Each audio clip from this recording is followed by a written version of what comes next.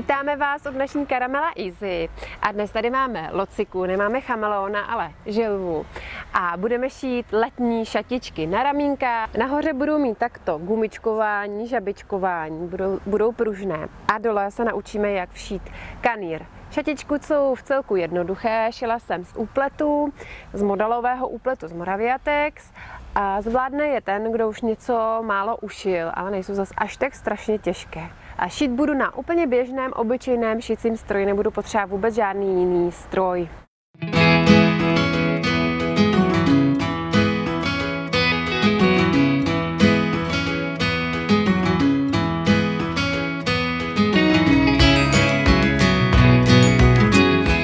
Použijeme pružnou niť, což je hodně tenunká kulatá gumička a budeme ji navíjet normálně na spodní cívku do stroje. Takže dám si spodní cívku a úplně běžně si připravím navíjení spodní niti. Mám připraveno a nyní spustíme normálně navíjení. A tu gumičku tam takhle napneme. Některé stroje to mají trochu volnější, takže je třeba tu gumičku při tom navíjení mírně natahovat. Já to naopak mám celkem dost otáhlé, takže musím té gumičce trochu pomáhat, navíjí se docela špatně. Normálně ji tam takto navineme, je hodně napnutá. Tak a vydáme si to a je třeba si nechat docela dlouhý takto ten kus, když to budeme ostřihávat. Takže je potřeba stále si tu gumičku držet, tak to si musíte na té cívce držet, protože jinak se vám samozřejmě rozvine, klasika. Takže držím a ustřihnu si to, nechám si tam takový cancourek dlouhý. A budu ji dávat do spod, do stroje. Tak stále si držím tu cívku a vložím do spod do stroje. Pěkně to tam dám. Tak jak normálně dáváte nit. A když už je zafixovaná, já si to stále držím, tak ona se maličko povolí, ale už jenom malinko.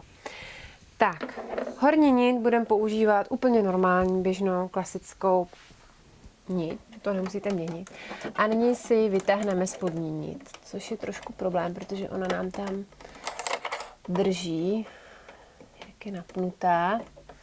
Takže si ji povolím a vytáhnu si spodní nit.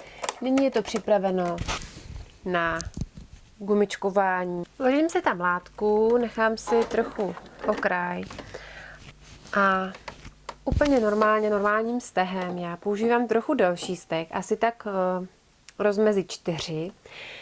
Si budeme tu gumu našívat. Já mám automatické regulování na 5 nití, takže mě se to zreguluje automaticky. Pokud nemáte, což asi většina z vás nemáte, tak je třeba to zregulovat tak, aby ta gumička byla dobře utažená tou horní nití. Takže si kus ušijete a kouknete se, jak vám to šije a případně dotáhnete. A jen tak to ušijeme a vzadu se nám to takto krásně řasí.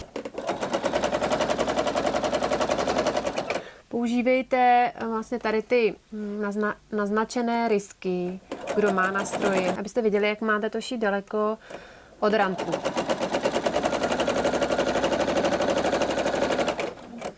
Tak šiju a vidíte, tak to se mi to krásně řasí. Detail švu, jak má vypadat ze spod, kdy je dobře utažený.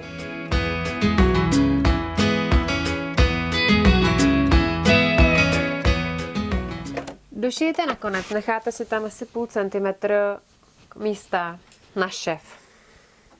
Já dám polohu jehly do látky, otočím si to, ušijí asi 3 stehy nebo 4, záleží, jak to gumičkování chcete mít daleko od sebe. Čím blíž jsou ty řádky těch gumiček k sobě, tak tím víc to látku stahuje, takže podle toho si můžete to také regulovat, to stažení. No a šijete zpátky. Já to dělám tak, že si ten minulý šev dávám zhruba na šíři té patky a toho švu se držím, abych to měla rovně. Jinak je celkem problém se trefit, aby to bylo rovně to šití. Takže tak to šijí. A dělá se mi druhá řada. Vidíte, že to je krásně nařasené a tak to budete pokračovat. Je to časově celkem náročné, ale zase u toho nemusíte až tak moc přemýšlet. Takže tak to budete šít do aleluja.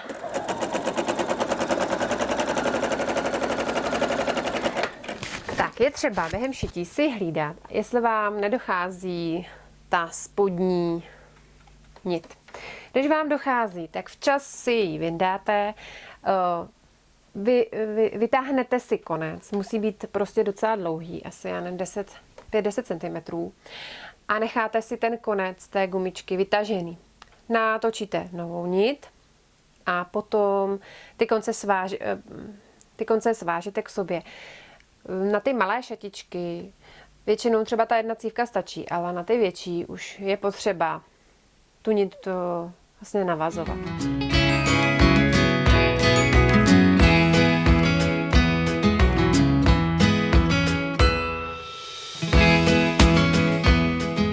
Když máme došito, tak opatrně vytáhneme jehlu a gumičku si opět musíme hodně povytáhnout a odstříhneme.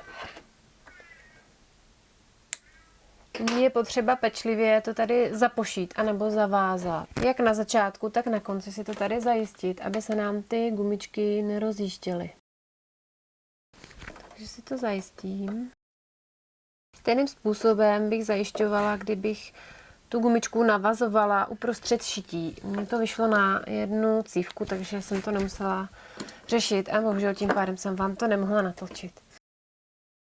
Když máme gumičky našity, tak je potřeba přiložit oba konce na sebe a prošít to přesně tam, kde vlastně je ten oblouček, aby ten oblouček už byl zašven. Takže takto před tím obloučkem to prošijeme.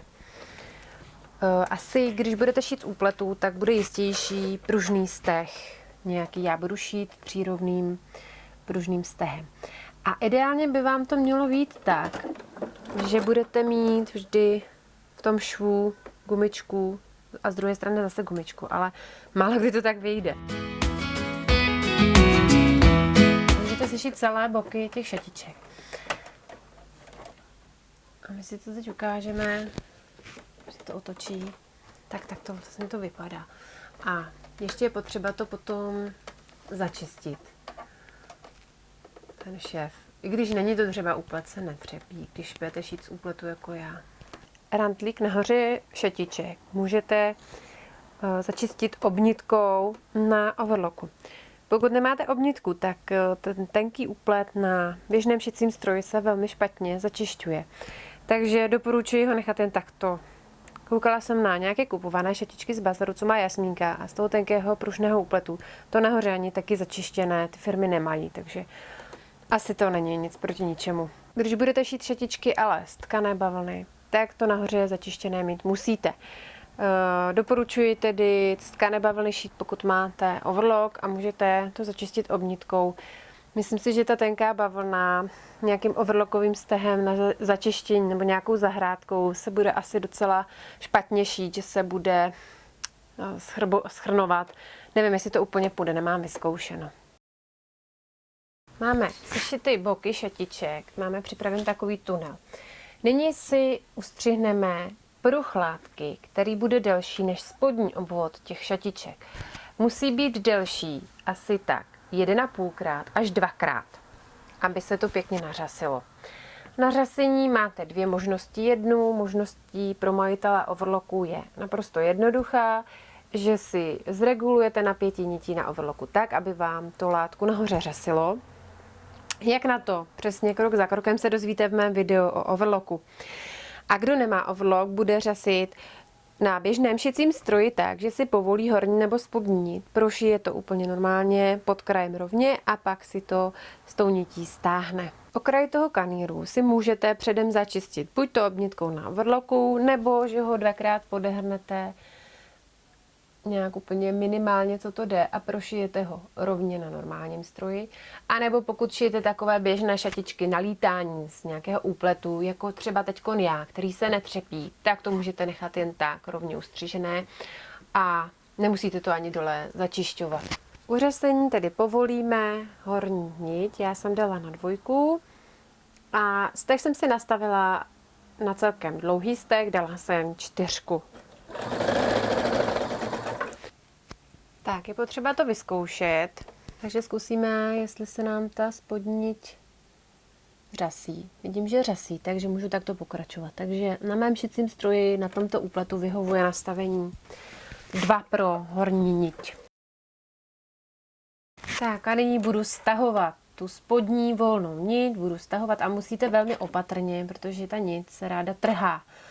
To byste museli začít rovnou od začátku. A musíte stáhnout látku tak, aby vám to vyšlo přesně do toho obvodu u šatiček dole.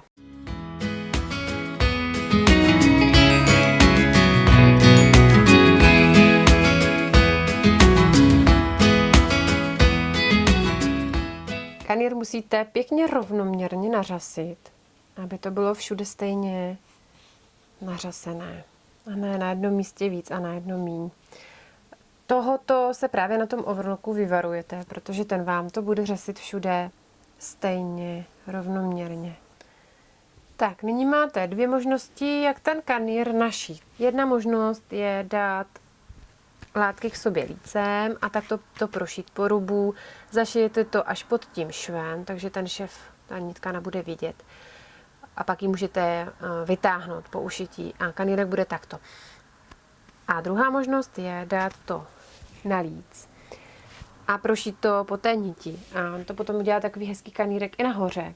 A vypadá to moc pěkně. Tak já zvolím tuto variantu, budu prošívat po lícní straně toho kanýrku. Tak když mám kanýrek nařasený, tak akorát na obvod spodní šatiček, tak si zafixuju ty nitky, aby se nám už dál ten obvod toho kanýrku nehýbal. A kanýrek si buď to teď můžete sešít k sobě, ty dvě strany a doufat, že to vyjde, anebo já to dělám tak, že prostě kousíček si nechám nesešitý a pak to doproší nakonec. Stejně jako lemuji lemovací gumičkou, kdo se mnou už lemoval lemovací pružinkou, protože mi to přijde takové jistější. Takže dám si konec na ten šéf boční, musím si nechat na šéf a pak trošičku od kraje a budu špendlit třeba až odsaď. Tak a postupně rovnoměrně si ten kanýrek na ty šatičky teďkom přiložíme. Musí mi to přesně tedy vyjít teďkon. Když to nevyjde, tak uberu nebo přidám řasení. A opět si nechám tady na konci kus neprošitý a musím tady zase mít ještě i na šéf. Takže ještě takto si kanýrek porovnáte a budeme to přišít.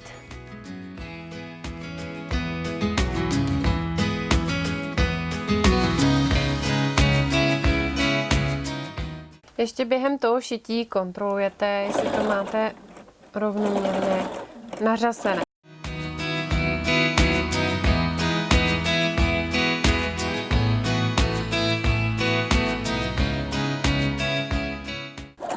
Tak a když končím, tak se opět nechám nesešito nebo nepřišito takovýhle kus do konce. A teď v tuto fázi přeruším to přišívání kanýrku a sešiji si tyto dva konce toho kanýrku k sobě, protože už vím, jak mi to vyšlo a mám to donařaseno, doutaženo, dopovoleno.